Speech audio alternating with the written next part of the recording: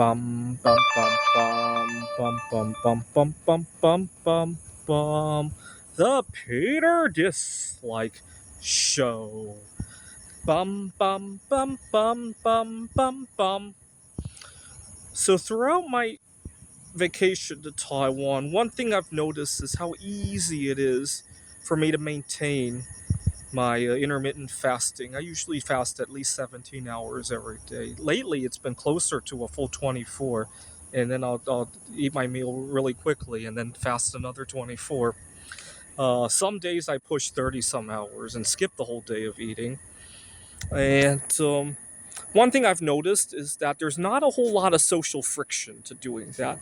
You try to do this back home in the US, you're going to get a lot of social friction at the workplace or at any sort of function that you go to, right? That's why it was so easy to do it during the quarantine, right? There's just so much social friction everywhere you go regarding food, whether it be you need to avoid certain foods due to food allergy. You're on some sort of restrictive diet or intermittent fasting. Do any of that. There's a lot of social friction. Don't believe me? Just try it. I mean, it's very it's very easier for you to learn about all the friction by trying it than for me to explain it, assuming you don't have any sort of diet restriction. Okay, let me get that out of the way. I got a little bit of a life hack though. The next time you offer somebody food and they say no, end of discussion. um People, the person who is dealing with a food restriction will like you a lot better if you do that. Now some people think that they're being nice by asking me the restrictions, especially if I go to somebody's house party or office party and they see me. I can't find any. The truth is, when I can't find any food there, I'm not terribly disappointed. I know what I'm up to, right? I didn't inherit this body yesterday, right? If I go to an office party and I find food that's suitable, that's a bonus. If I don't find food that's suitable, that's kind of what I expected. That's a lesson I want you to learn. If you ever prepare food for a party, if somebody tells you no, that there's nothing they can have here, chances are they expected that when they went in there. To find something is a bonus. Anyway, a lot of people try to be nice. Oh, I'd like to prepare food for you next time. What are you sensitive to? What do you need to avoid? Are you vegan? Are you religion or whatever? Now, I made the mistake of sometimes I would share these things with the people asking, and then the next time around they go out of their way to prepare something, and they don't realize that there's also timing involved. And now I got to give them a whole new lecture about intermittent fasting, and it's a lot of friction. I'm used to it, but sometimes that's not how I want to introduce myself, especially to a new colleague, a new friend. And I haven't had to run into too much of that here in Taiwan. People seem to have an understanding that there are some people who need to watch their health, right? To give you a little bit of background, here in Taiwan, we do have universal health care. So the concept of taking care of each other's health is probably already ingrained in their DNAs, right? And so people do take the traditional Chinese medicine is big here. I think their healthcare even covers some of that, right? But a lot of times I have to dodge bullets like that. You won't believe how often I'm dodging these bullets. And now, once even here, if I see a tourist from the United States, even if they're Asian American, right? They've already drank the Kool-Aid back home in the United States. Even if they came from Taiwan, I'm still probably going to run into a lot of this. Now, I had one roommate who was from San Francisco. After I had told him about all this, I kind of trust him. I told him, "Isn't it nice that we're in Taiwan? We don't have to deal with all of this." And then he proceeded to tell me he didn't think I had an eating disorder, that we have so many delicious foods here. You're missing out and all that. He started to go on and on about that. Now, here's what I like to think. Imagine trying to use that same logic, right? Oh, I don't have an addiction to, I don't know, painkillers. They feel so good when I'm using them. I'm actually myself when I use them. I can be creative. Look at all the things that I've done while I'm high on painkillers. They feel good. Maybe it's not delicious because most people don't eat their painkillers. Imagine you had alcoholic who told you that. What's the big deal? Wine tastes really good. I like tasting wine, as in like a whole bottle of wine, bottle after bottle of wine. Or what's the big deal, right?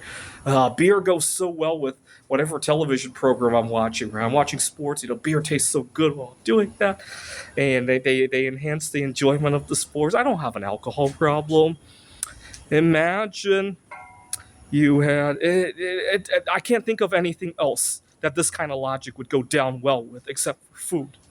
Now I think I know why. There's a big food industry, obviously, compared to, I mean, alcohol's pretty big, but food's even bigger, right? There's no industry to push the painkillers, right? There's no industry to push other drugs, right? Other addictions, right? Uh, there's no industry to push a soft addiction. Imagine you had an addiction to uh, biting your nails, right? There's no industry for that, right? I guess there are some soft addictions that have an industry, like social media or uh, porn. I guess those things have somebody, but biting nails. That's why we don't glorify it, right? Nobody's making money. Unless you bite it so badly that you need some kind of cosmetic surgery afterwards. Nobody's really making money from you biting your nails, right? Can you imagine getting addicted to breathing air?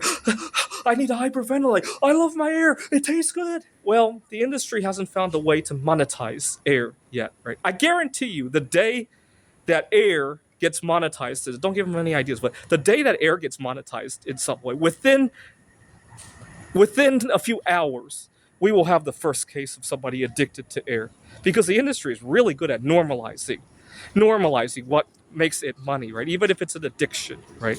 I thought I would point that out, right? Now, here in Taiwan, our whole social lives don't revolve around food, and I like it. Right? Go back home to the U.S. Every meetup group has a nexus to food. Right? It's held in a restaurant. It involves indulging in stuff.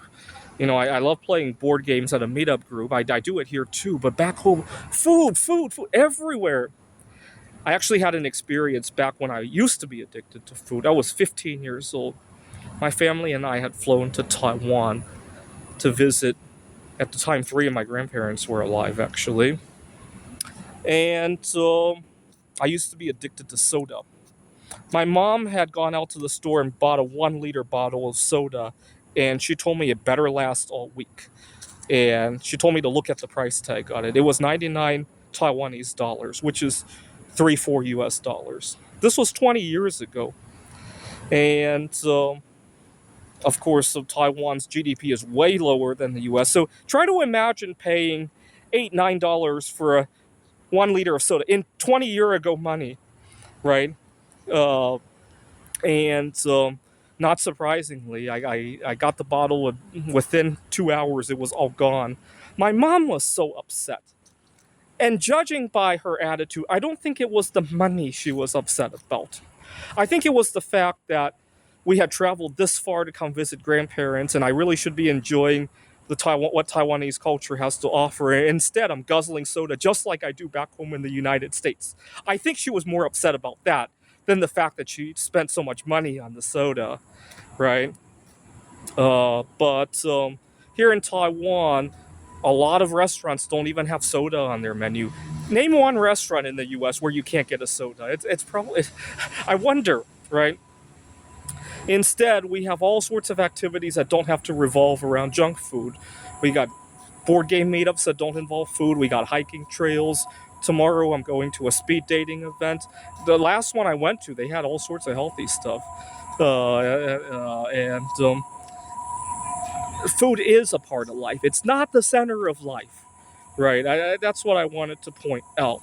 It's not even a big part of life, I would argue, right? Imagine you bought a car, and the biggest feature of the car was how much gas it could guzzle, right? It had all sorts of problems. The tires blew all the time, the engine seized up all the time, the interior was crappy, right? It didn't even have a radio in it, and all the other good stuff. The AC didn't work. All it did was guzzle gas, right? That's how we treat our bodies a lot of time. And it doesn't even guzzle good gas, right? All it does is you can put all sorts of crappy fuel in it, right? And cause it to break down, right? This is the Peter Dislike Show. Bum bum bum bum bum bum bum bum bum bum bum bum. The Peter Dislike Show. Bum bum bum bum bum bum bum.